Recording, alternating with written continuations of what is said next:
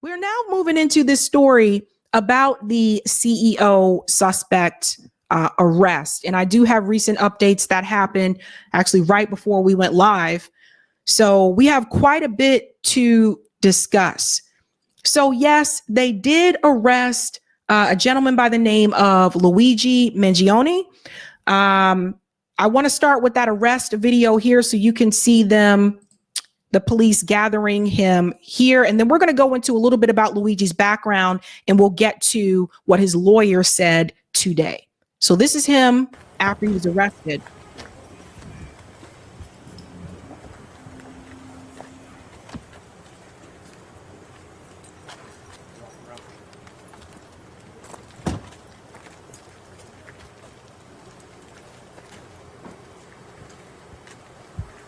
Yeah.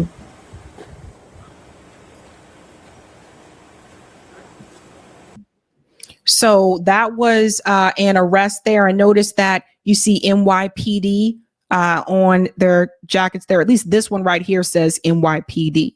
That'll be important when you hear what his lawyer had to say and who actually charged him.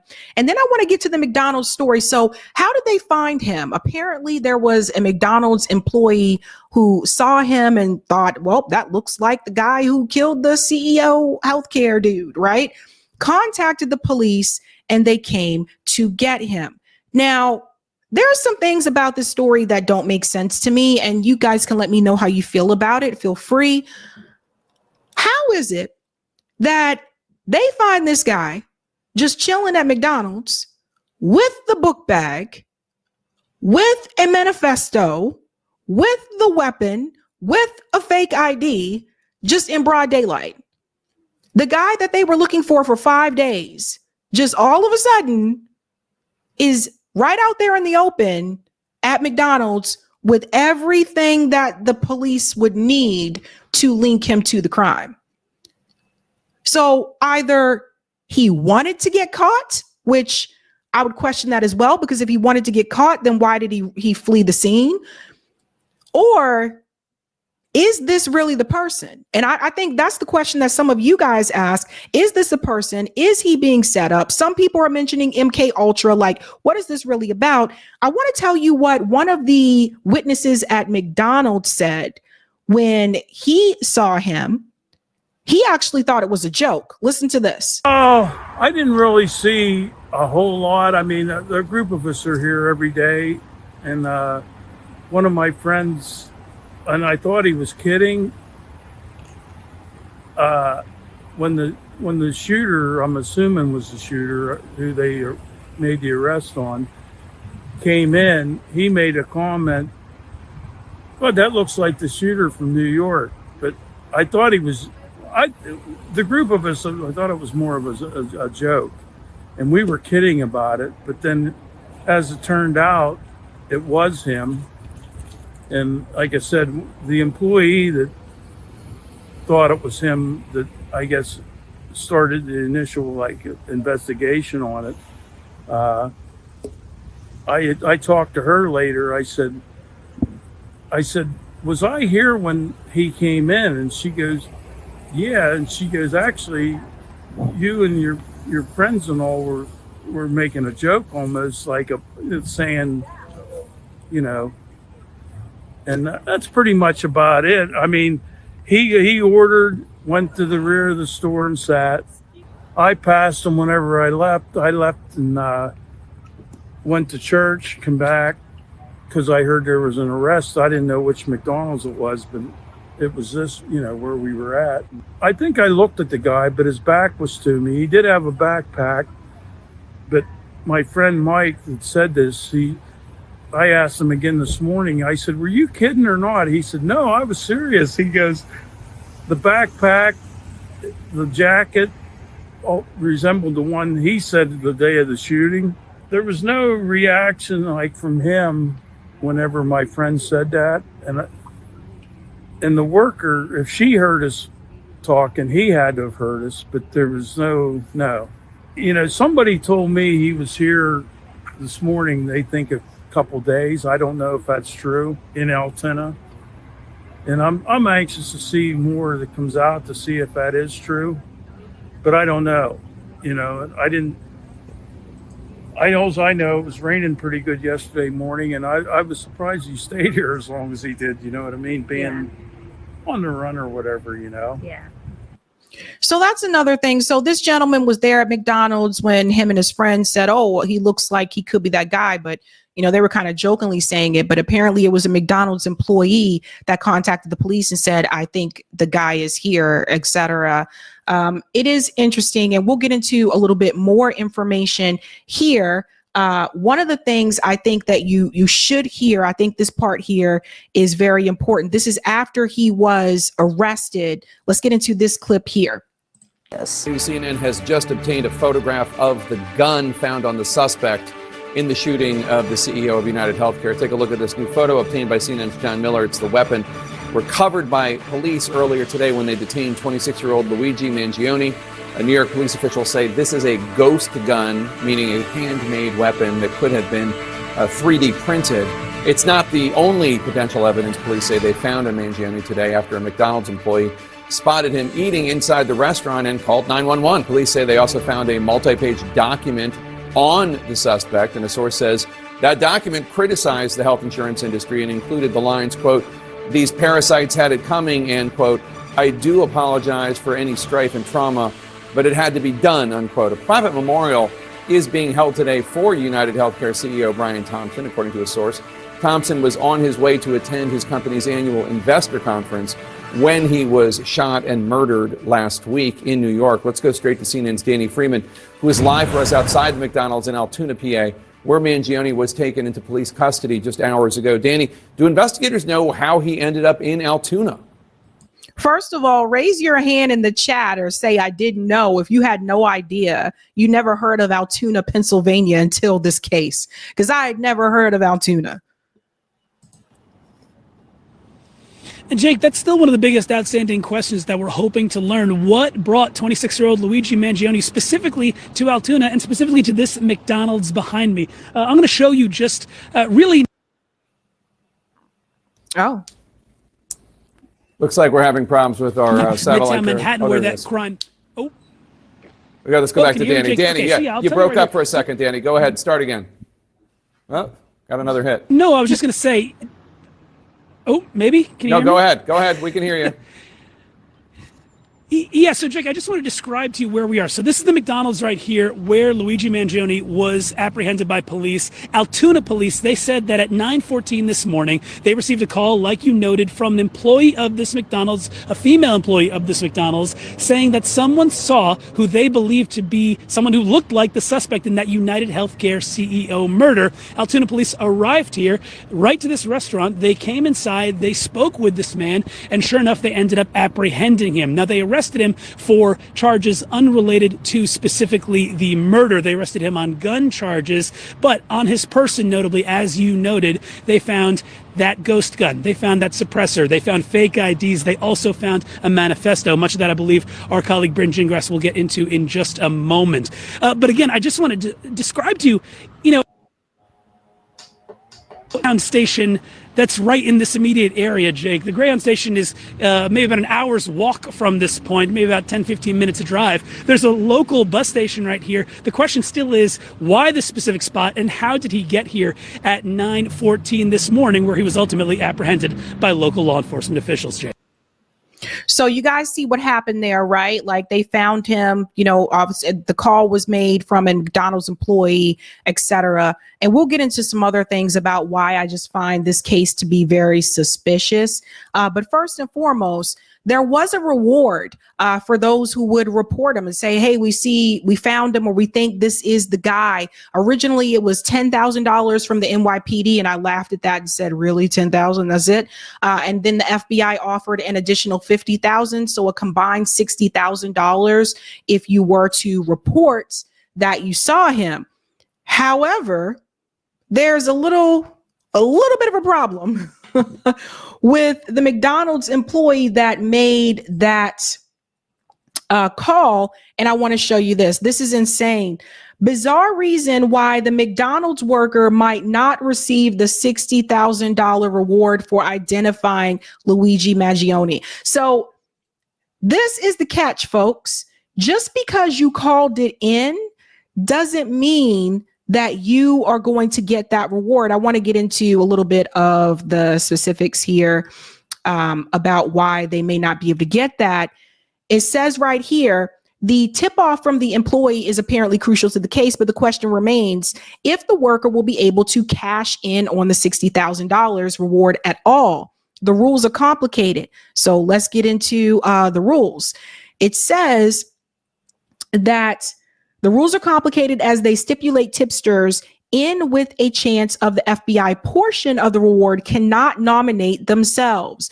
This means that the McDonald's worker will have to be put forward by an investigative agency, such as the Department of Defense or the FBI, which is then reviewed by an interagency committee.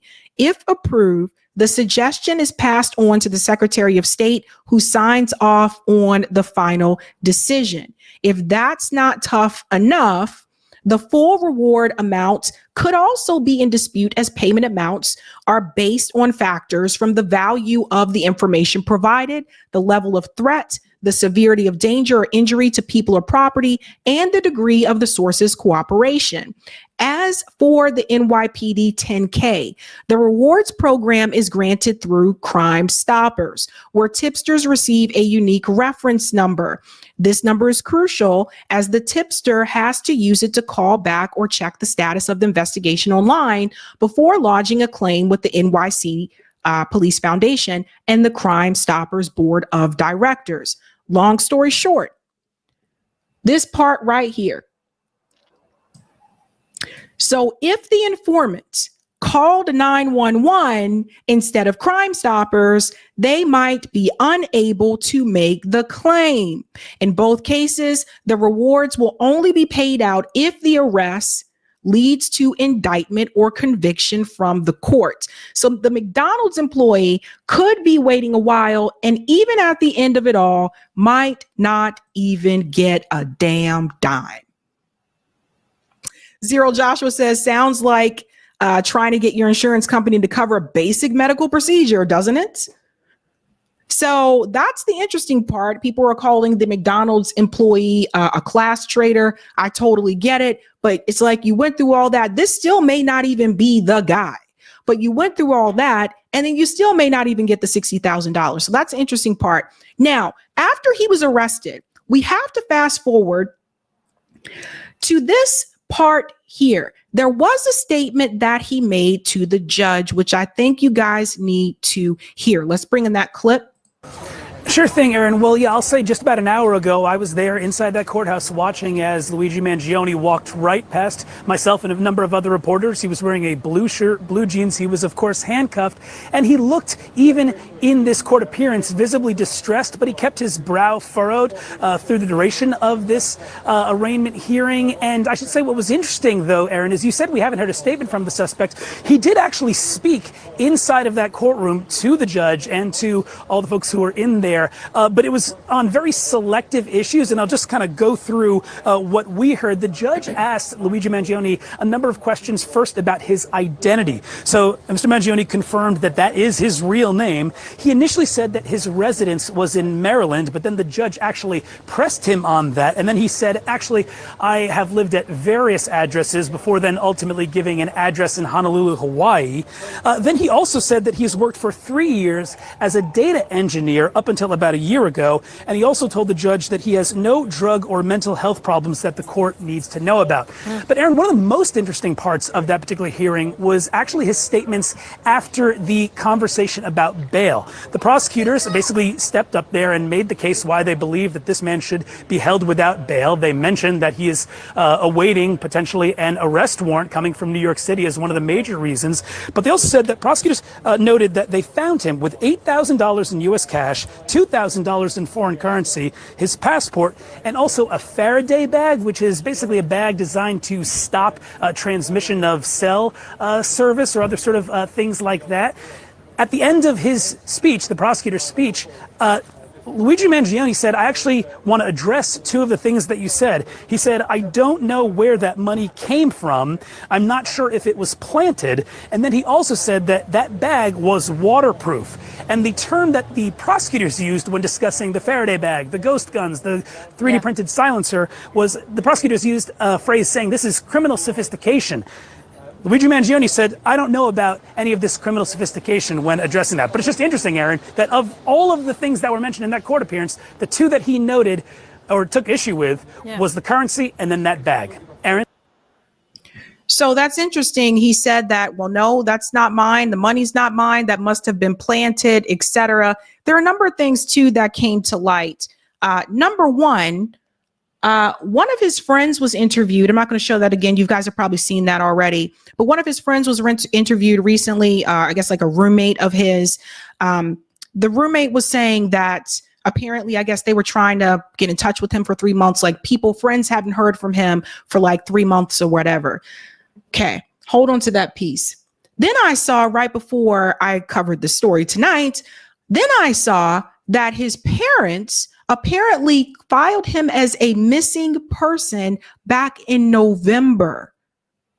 So if the parents filed him as a missing person in November, but the friends are saying they were either with him or speaking to him up until about 3 months ago, then that means that if he was missing, the first place the parents will usually check are the friends.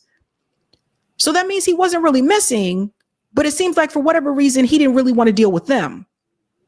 Do you get what I'm saying? Because how are you missing? Number one, he's an adult. How are you missing if the friends are still seeing you and hearing from you, but the parents aren't? So maybe it's just him not wanting to deal with the parents. And speaking of the parents, let's talk about the background. He does come from a pretty wealthy background. I'm familiar with the area where he's from, Towson, Maryland. That is a suburb outside of Baltimore. My family's from Baltimore area. So I'm very familiar with the school that he went to and all that good jazz. I know we could not afford to live in Towson, but I'm very familiar with it. James Lee brought up some things that I thought were pretty interesting about his background. Not only that, check this out. Luigi is jacked. Like, how many of you saw this picture? I know some of the girls, some of the women in the chat. I know. Some of the men too. I know some of you in the chat. I saw you making eyes. I can't see your faces, but I know what's happening. I saw you guys making eyes and stuff.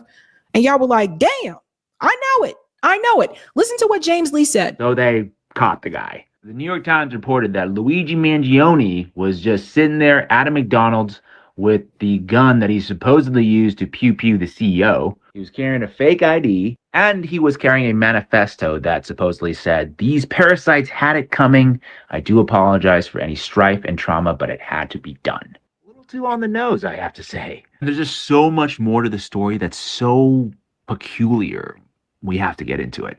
First off, he comes from extraordinary wealth, one of the richest families in Maryland. It says Luigi Mangione, 26, comes from a powerful Maryland family centered around the late patriarch Nicholas Mangione, a first-generation American who built a real estate empire in that state that included country clubs and media. The family also owns a chain of nursing homes called Lorien Health Services. Reviews are, shall we say, not so great. Now, Luigi happened to volunteer there when he was in high school, which possibly could have been his first awakening into realizing just how rigged the healthcare system is in the United States. Also, it looks like he had some sort of back surgery at some point. Friends that went to school with him said what kept coming up was this back surgery that, quote, changed everything for him, and he went absolutely crazy.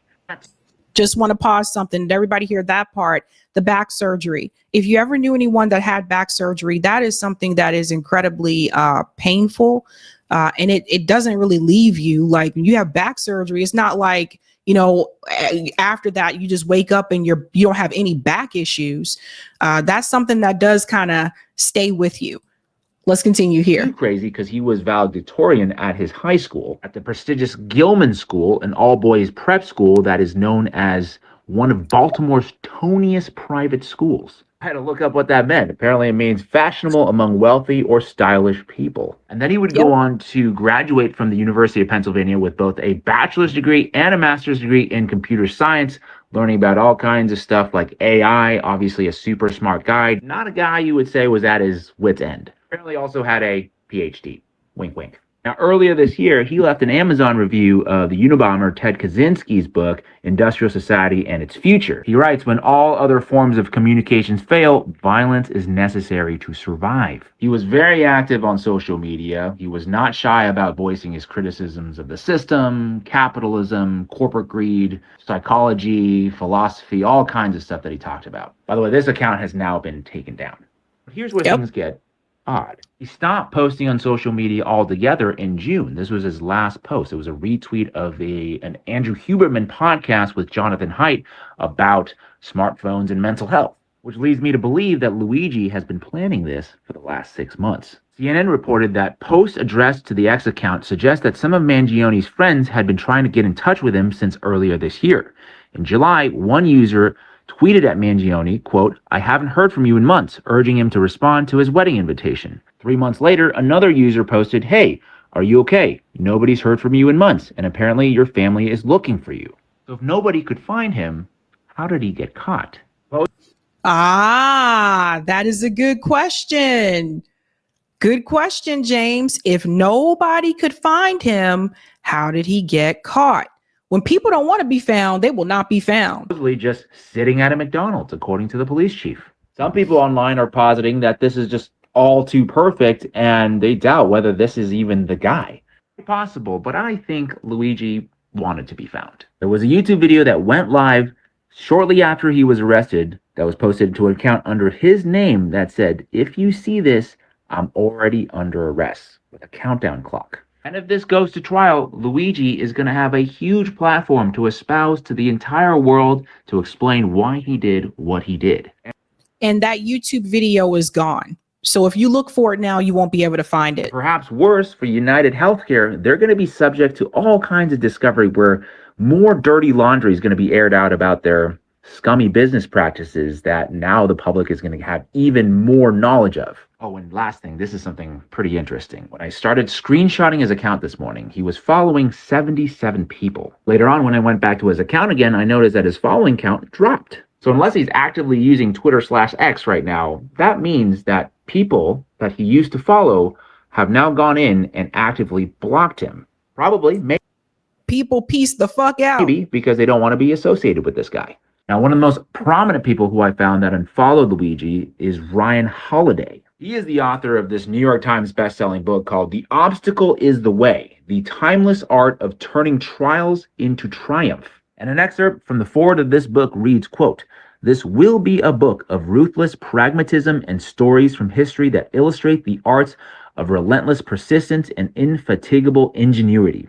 It teaches you how to get unstuck, unfucked, and unleashed. How to turn many negative situations we encounter in our lives into positive ones, or at least to snatch whatever benefit we can from them, to steal good fortune from misfortune." There's a lot we could take away from this. So let me know what your thoughts are. By the way, last thing, that McDonald's is getting ripped to shreds.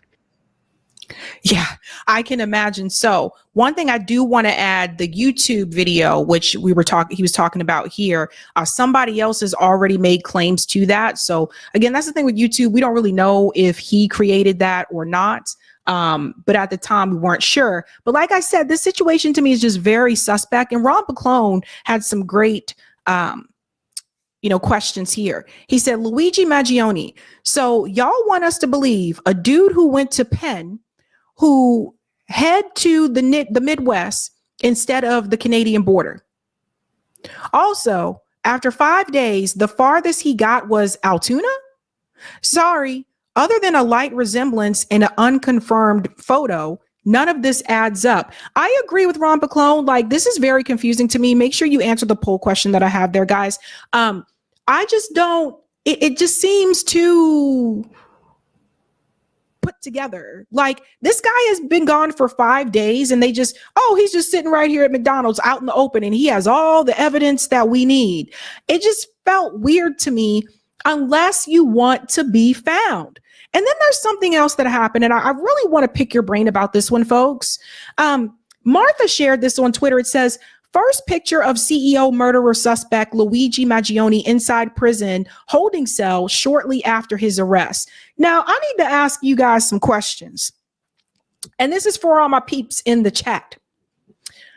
When is the last time you saw a picture of someone in their holding cell? I'm not talking about the mugshot, the holding cell. Why is there a picture of him in the holding cell? It's just bizarre.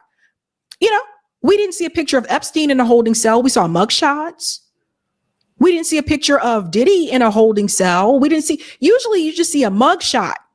So why are they showing pictures of Luigi in a holding cell? Why? Why are they showing you that? Is that to intimidate the public? Is that to show people, hey, listen, this could happen to you? That is very bizarre to me. This almost seems like it's something out of a movie. So Sabby, not familiar with that. And I don't understand why this is happening. It doesn't feel right, in my opinion. That doesn't mean he's innocent. That doesn't mean he's guilty, but it don't feel right. And then there was this surprised outburst. I want you to see this here. This happened. I think this was earlier today. Watch what he does here. It's completely out of touch and an insult to the intelligence of the American people. It's a lived experience. Did you hear what he said? I'm going to play it back again because I want you to hear what he says. Let me see if they'll let me put the captions. Okay. I know what he says, but listen to this. It's completely out of touch and an insult to the intelligence of the American people. It's a lived experience. He said, this is an insult to the American people. He said, this is unjust. And this is an insult to Completely out of touch and an insult to the intelligence of the American people. Okay. This is unjust, and this is an insult to the intelligence of the American people. What do you think he's talking about? You see what I mean? Some of the things that are happening, and there's one more thing I want to show you as well, because like I said, his lawyer is now speaking. So here's the lawyer. There's something that the lawyer said that just gave me reason to pause. Listen to this. Let's bring this up here. Yes, right here, right? Okay. I don't know. I hope it's going to be worth your while. I can't promise you anything, but I'll hear and try to do the best we can. Okay? All right. Did you meet with the defendant earlier? Yes, I did, and I'm pleased with our relationship. I think we've made a strong bond, and I'm looking forward to moving forward, helping him out. How were you approached? I really don't want to get into that. Is he saying he's innocent at this point? He has indicated pleas of not guilty. The only charges that we've seen thus far have been the ones here in Pennsylvania, and we have pled not guilty to those charges, and we'll pursue it. Of mind? I really can't get into that. That's too speculative. I'm not going to get into that. I'm sorry, I couldn't hear from here. You said he has said he's innocent so far? Oh, yeah, we pled not guilty, at least to the charges in Pennsylvania. Like I said, I'm not aware of any actual charges in New York. That part right there, I think, is very important. That part right there. Let's go back just a little bit. Let's hear this part again. Have been the ones here in Pennsylvania, and we have pled not guilty to those charges, and we'll What's your pursue state it. of mind? Pennsylvania. So he said, let me just make sure I got it right. Hold on, guys. We're helping him out. How were you approached? I really don't want to get into that. Is he saying he's innocent at this point? He has indicated pleas of not guilty. The only charges that we've seen thus far have been the ones here in Pennsylvania, and we have pled not guilty to those charges, and we'll What's your pursue state it. of mind? I really can't get into that. That's too speculative. I'm not going to get into that. I'm sorry. So they were asking, what is his frame of mind? His lawyer just said the only charges that we have right now are the ones in the state of Pennsylvania, which he has pled not guilty. So he has not been charged by the state of New York. Everybody heard that? So the charges right now, I would presume in Pennsylvania are the book bag with the money, the weapon, those charges. But he has not been charged by the state of New York. Yeah. Thanks, Eric. The pin charges are the legal gun and the fake ID. So why? So did everybody get this? Say it again with me, fam. According to Luigi's lawyer, he has not been charged by the state of New York. Let's continue a little bit more. I couldn't hear from here. You said he has said he's innocent so far? Oh, yeah, we pled not guilty, at least to the charges in Pennsylvania. Like I said, I'm not aware of any actual charges in New York. If you were in the hearing earlier, there was a proceeding where they introduced some documents, which, as I complained about, didn't have enough information for me. So we're looking forward to, getting that additional information. He kind of reminds me of my cousin Vinny. Like any minute I expected him to be like, what do you mean? What do you mean you make instant grits? Do the law of physics not pertain to your kitchen? He kind of remind me of my cousin Vinny. That plea happened. It's not something that I was aware of. Okay, well, hopefully, again, I was not at the arraignment yesterday. I hope he pled not guilty. I assume that that's what happened. But today, when I entered my appearance, and for the record, he's pleading not guilty to those offenses. So he is. I was at the hearing. He did not say that he was not guilty or make that plea. So right now, though, you're telling us that he is pleading not guilty. That is correct. So he doesn't say you are under the impression, or you're trying to defend the client on the fact that he is not the shooter? Listen, I haven't seen any evidence that says that he's the shooter. So that's, like I said earlier, and I wasn't kidding around. A couple of things. If you're going to report something, report it accurately.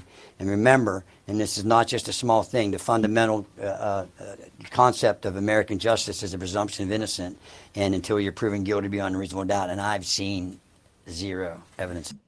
Let's play that part right there again. And I can end it with that because a lot of this stuff you can't hear. Listen to what he says about the evidence. Not guilty or make that plea. So right now, though, you're telling us that he is pleading not guilty. That is correct. So he doesn't say you are under the impression, or you're trying to defend the client on the fact that he is not the shooter?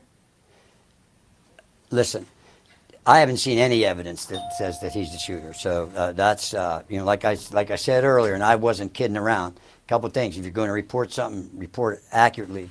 And remember, and this is not just a small thing, the fundamental concept of American justice is a presumption of innocence, and until you're proven guilty beyond a reasonable doubt. And I've seen zero evidence.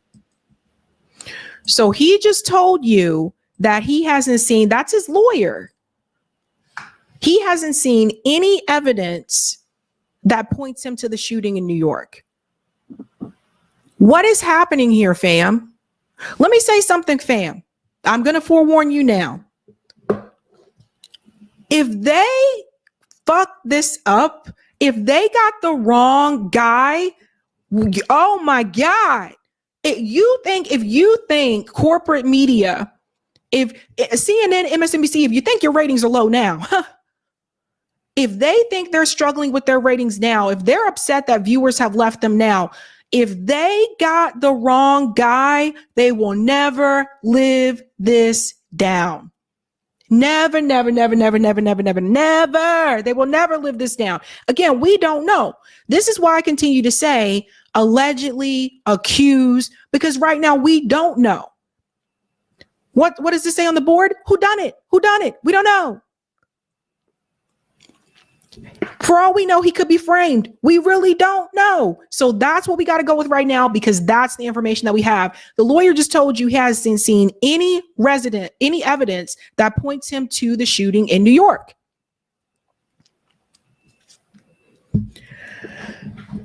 I don't know. What is it, JB? JB goes, yo, if they got the wrong guy, shit will hit the fan. It's true. Because here's the other thing I want to point out to you guys. When it comes to Luigi in particular, when people were like, well, the worker at McDonald's spotted him and said, that's the guy. You know how many guys in Boston, New York look like this?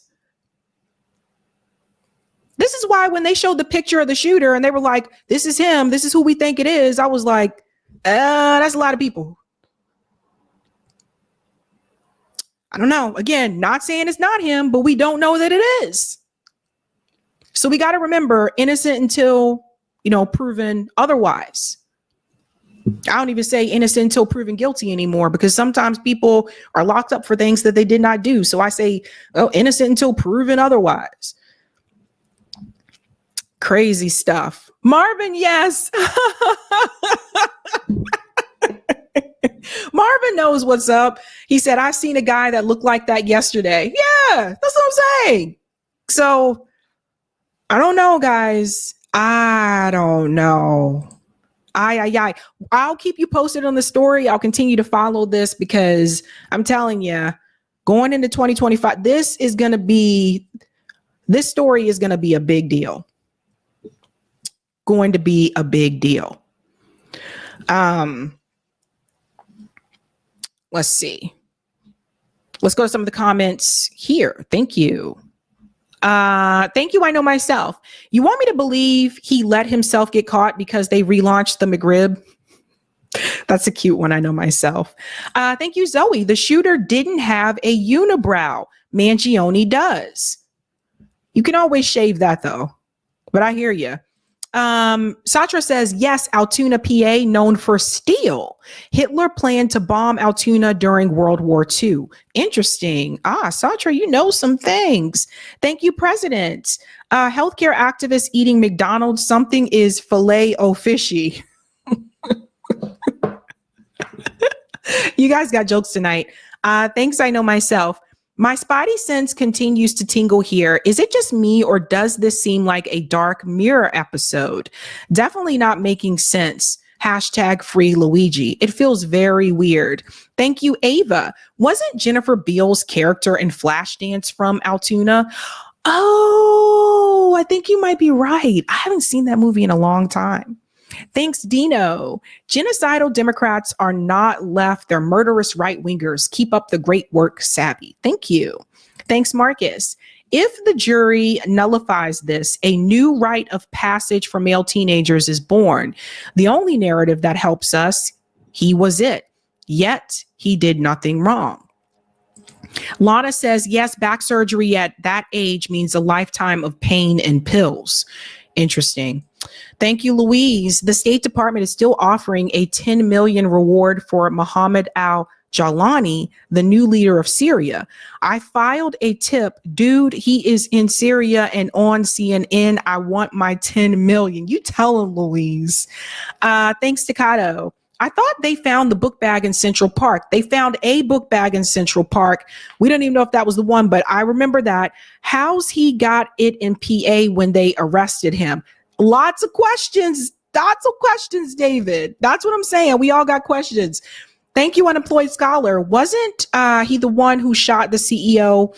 The one who shot the CEO kind of pasty. The one accused has a bit of a tan. I'm telling you, there's a lot of dudes that look like this. That's what I'm saying. Thank you, Marcus. Heroes don't run from fame. Only narrative that helps is Luigi did it, yet is innocent. Leave the truth to the Mandela effect. And thank you all one same. History, Sacco and Vanzetti. Thank you so much for that. Hey, hey, hey. Hey guys, this was a Sabby clip. If you like what you saw, hit that like button and subscribe.